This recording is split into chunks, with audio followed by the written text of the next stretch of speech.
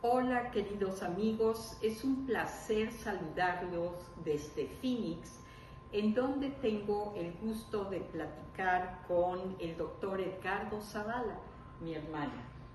Edgardo, platícanos quién es.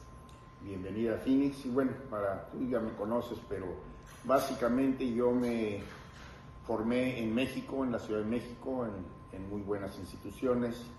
Hice la carrera de cardiología intervencionista y cirugía general, y como cardiólogo intervencionista tuve que salir de México básicamente por riesgos severos a la familia cuando me fui a Uruapan a establecer mi clínica, y hubo muchos intentos de secuestro y problemas muy serios. Eventualmente tuve que salir, traer a la familia por seguridad a los Estados Unidos, reinventarme, volver a hacer prácticamente toda la especialidad, y eventualmente, después de pasar por todos los trámites burocráticos que se llevan, me volví jefe de cardiología aquí en 2 hospitales en Phoenix. Eventualmente, con muchas técnicas innovadoras que tuve en ese hospital, tuve que salir del sistema por la mediocridad del sistema americano en atender a los enfermos como se merecen, y que todo está basado en política y en maneras de hacer más dinero para los enfermos.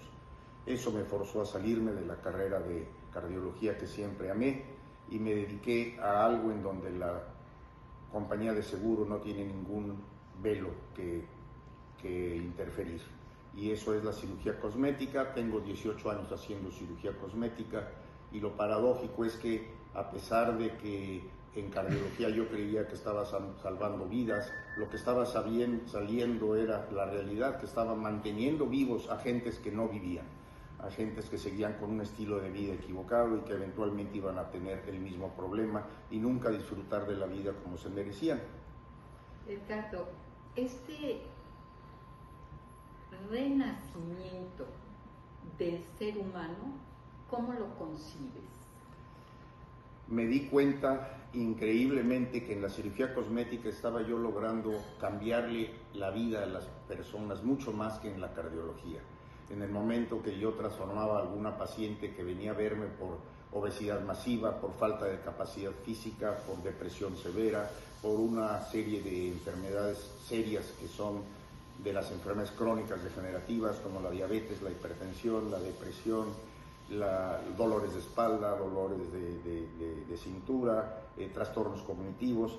Eventualmente estas pacientes, yo siento que es como un símil que yo considero es transformarlas de un día para otro, de esa obesidad masiva a una figura que ellas añoraban tener en el espejo, les prende la chispa en el cerebro y les hace un incentivo maravilloso que les va a permitir eventualmente llevar a un cambio en su nivel de vida, y cambian a un estilo de vida que les va a permitir vivir mucho mejor por mucho mayor tiempo y con mucho mayor posibilidad de no tener las enfermedades crónicas que antes padecían. Yo estoy convencido que las enfermedades crónicas son reversibles, no nada más controlables.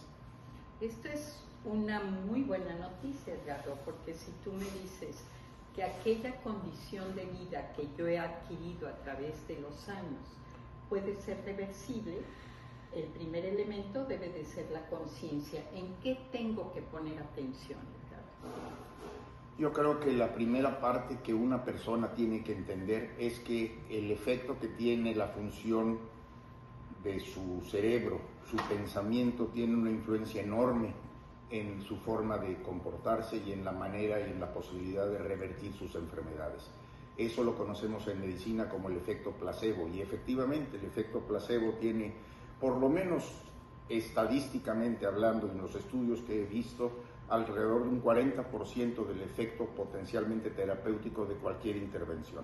Entonces, cuando uno logra en alguna persona hacer que ese cerebro se vuelva más enfocado a lograr sentirse bien y a manejar su enfermedad de una manera que pueda ser totalmente reversible, lo logran. Un gran porcentaje de mis pacientes diabéticos por muchos años ya no toman ningún tipo de medicamento, son simplemente modificaciones en el estilo de vida, que es lo fundamental para lograr llegar a tener una armonía mental y física que les permite desarrollarse de una forma más positiva.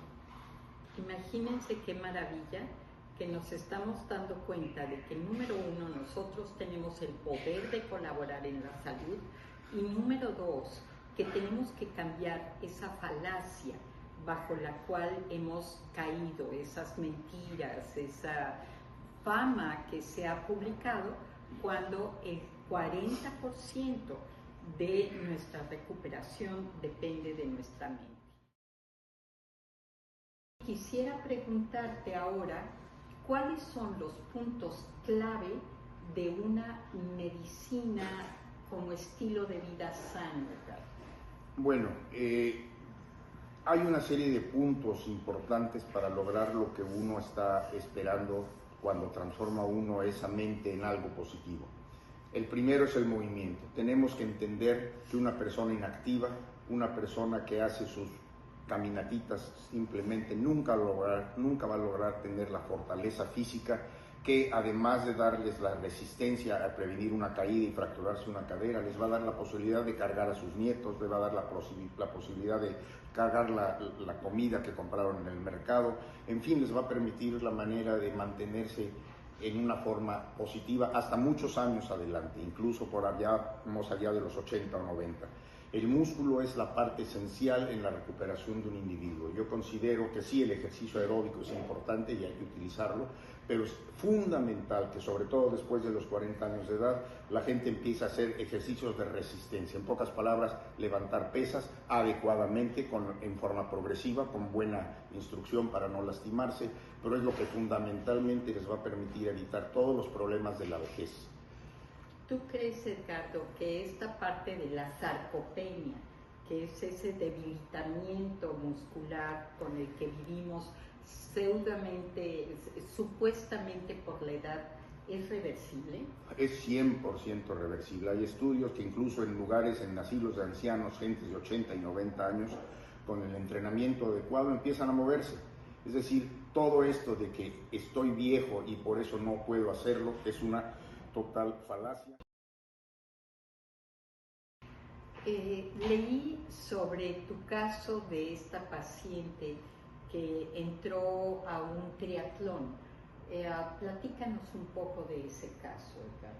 Bueno, esta es una parte muy emocional en el libro que estoy terminando, que ya estoy editando, se llama Medicina de Resurrección, está en inglés pero se va a traducir al español, se llama Resurrection Medicine, y una protagonista en este segmento del ejercicio que estoy yo señalando se llama Nancy. Ella es de Noruega, una mujer que llegó a los Estados Unidos muy joven después de una infancia terrible y llegó con una obesidad masiva a los Estados Unidos y sin poderse prácticamente ni mover, y decidió, viendo a una maratonista en la esquina de su casa, y dijo ese mismo día: yo voy a hacer eso mismo. Y no va a ser nada más un maratón, va a ser un triatlón. Aprendió a nadar solita, aprendió a usar la bicicleta, empezó a correr, y a los pocos años fue campeona mundial en un Ironman en su categoría de edad. Ahí te das cuenta de lo que la fortaleza mental puede hacer en la fortaleza física y viceversa. Qué orgullo haber participado con esa paciente tuya que después logra sus metas.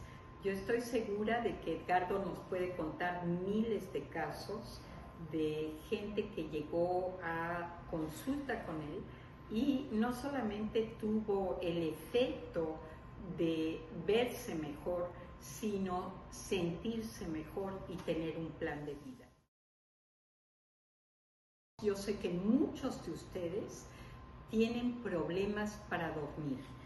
De repente, algunos de ustedes o de nosotros roncamos y no podemos tener esta paz dentro de la noche. Yo me di cuenta de que movía mucho mi pie y esto hacía que me despertase constantemente durante la noche, y los hábitos que seguimos antes de dormir para contravenir nuestro sueño. Edgardo, ¿qué nos puedes platicar de los consejos clave que nos das para poder dormir en la noche? Bueno, yo no soy un experto en esto. Yo mismo he tenido problemas para hacerlo porque tengo una vida de muchos años de estar de guardia, de trabajar de día y noche, y eso obviamente altera todo el elemento circadiano del sueño. Pero he tratado de revertir todo esto y ojalá yo hubiera sabido lo que sé ahora del sueño hace muchos años. En el libro que estoy editando de Resurrection Medicine hay un capítulo dedicado a esto y ahí analizo cada uno de los factores que alteran el sueño y lo que es fundamental, que incluso cuando uno hace la cantidad de ejercicio necesario para realmente desarrollar resistencia física adecuada y mantener esa vitalidad hasta la senectud, el sueño es la parte que repara y que permite que ese músculo crezca. Es cuando dormimos que el músculo crece, no durante el tiempo que estamos en el gimnasio. Entonces, no tener una cantidad y a calidad, sobre todo, de sueño adecuada, es algo nocivo. Es un tema muy prolongado, tendríamos que ir punto por punto para discutir todas las causas, pero pues ojalá que algunos de ustedes tengan la posibilidad de leer ese capítulo en el libro que estoy publicando y que les permite entender a fondo cuál es la patología que nos impide llegar a tener una noche placentera y que nos revitalice para el día que sigue.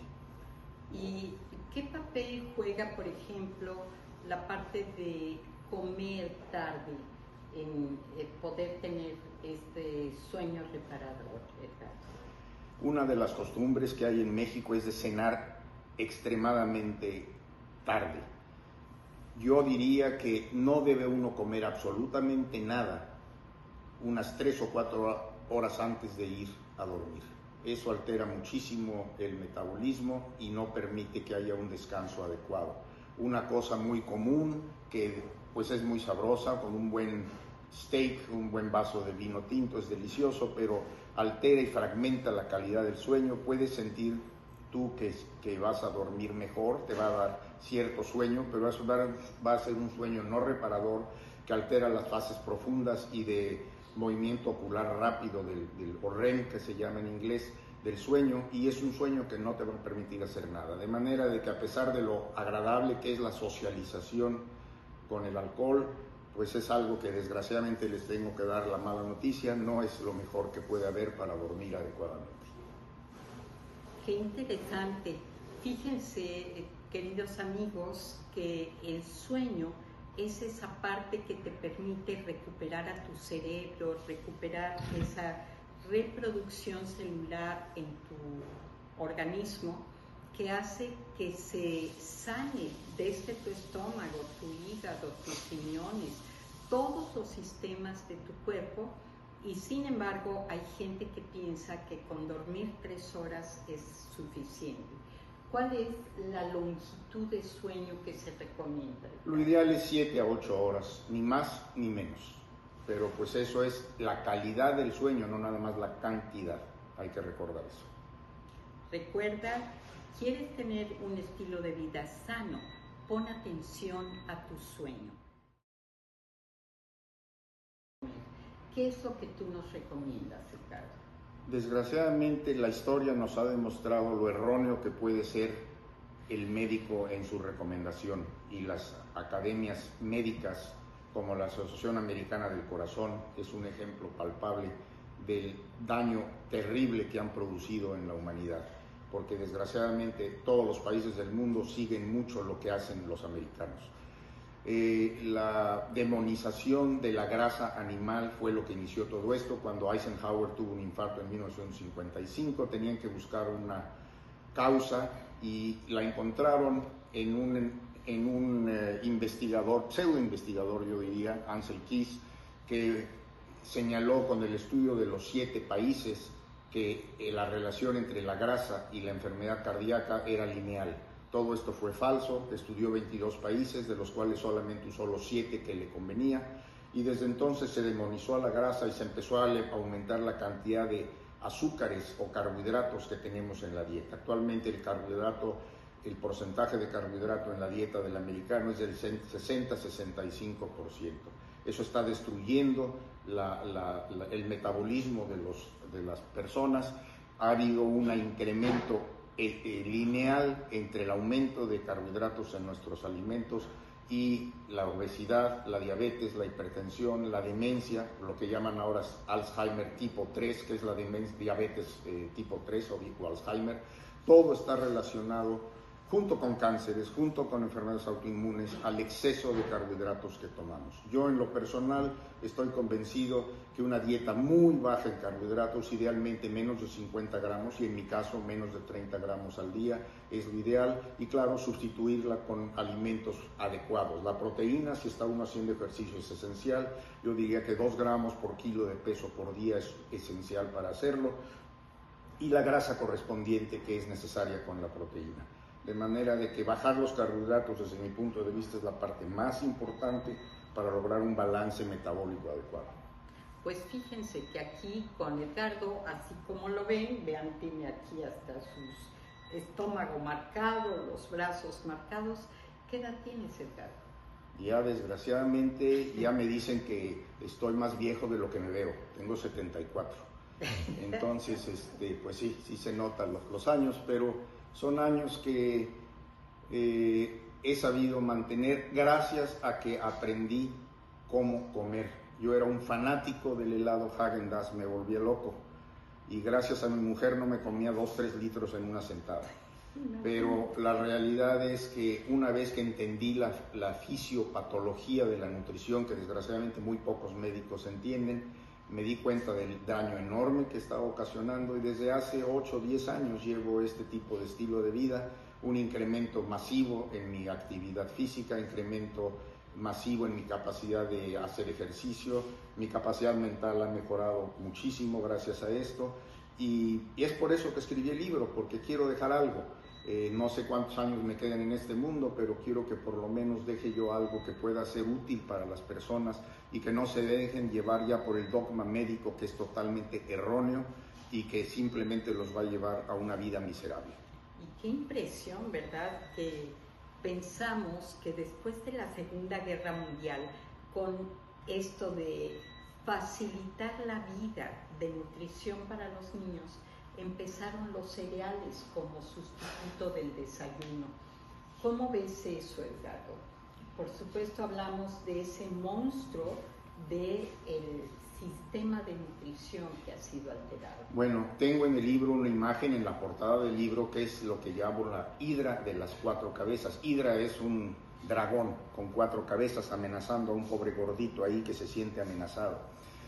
Esta hidra es, por un lado, las compañías nutricionales, que yo le llamo en inglés Big Food, los carteles farmacéuticos, que realmente esos son narcotraficantes con un poder enorme, y les llamo Big Pharma.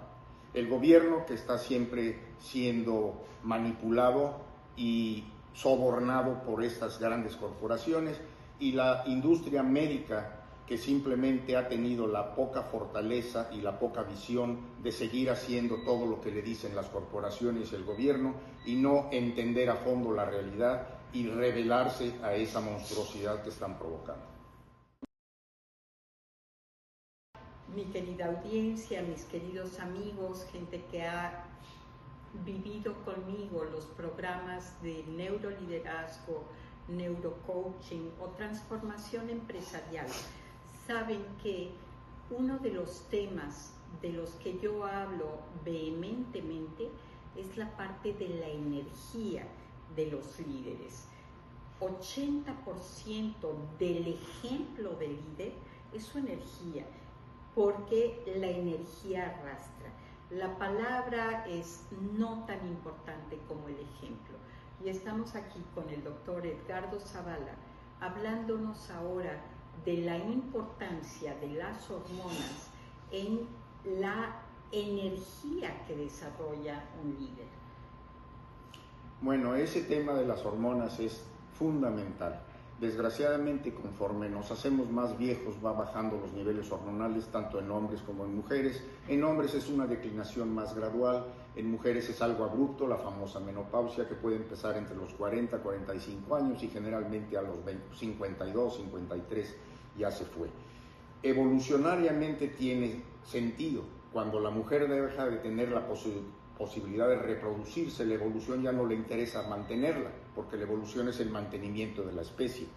Pero ya no vivimos en las épocas en las que la mujer se moría a los 40 años por alguna cosa sanitaria o por algún accidente o por un mastodonte apachurrándola.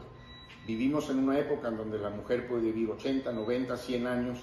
¿Por qué permitimos que ese resto de su vida, desde la menopausia hasta su senectud, sea tan miserable, que no tenga vitalidad y energía? Es esencial en todas esas mujeres de mantener sus niveles hormonales adecuados. Tienen que hacerse estudios a fondo, es un manejo muy delicado que requiere de entender a fondo la fisiología, la bioquímica y la farmacología de las hormonas, pero optimizando esa situación, tanto la mujer como el hombre pueden vivir en una condición de mucho mayor vitalidad, mayor energía, mantener sus huesos con fuerza, mantener sus músculos, no desarrollar grasa donde no la deben, y su cerebro, mantenerlo mucho más viable y con mucho mayor capacidad de enfrentarse al medio. De manera que las hormonas es una parte fundamental en mi libro, en donde explico con muchos ejemplos de pacientes míos el cambio radical que han tenido cuando hemos logrado estabilizar esa parte de su metabolismo.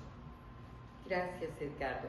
Qué interesante, y pensar que somos un sistema perfecto en que todo se puede equilibrar.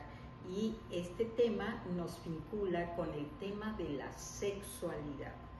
Esto, cuando ya somos adultos, cuando ya estamos creando la formación y la manutención de la especie, la sexualidad es otro elemento fundamental.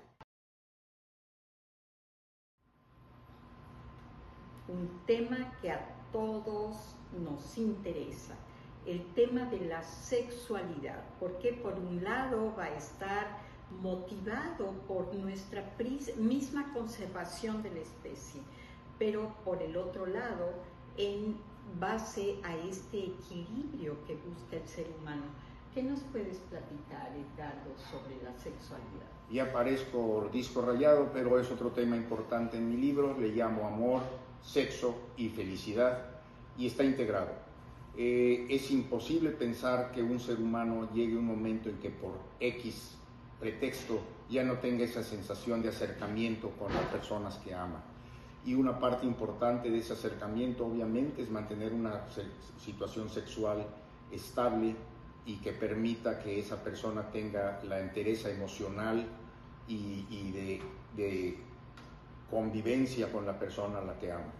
Esto de la sexualidad se ha manipulado en forma equivocada, se ha manipulado en forma de creer que es algo que se degenera en base a la edad, y eso es absolutamente falso. Sí, ya no tiene uno la misma capacidad que cuando alguien tiene 20 años, pero es algo que se puede mantener a base de ¿qué? De lo mismo que les menciono: mantener un estilo de vida adecuado, una nutrición adecuada, una cantidad de ejercicio adecuado, un sueño reparador, un contacto con la naturaleza adecuado, exposición al sol, que es magnífica y benéfica en todos sentidos, y eso permite que esa capacidad sexual se pueda mantener. Y hay elementos ahora farmacológicos y de algunos nuevos péptidos que existen en el mercado que pueden aumentar incluso más esa posibilidad.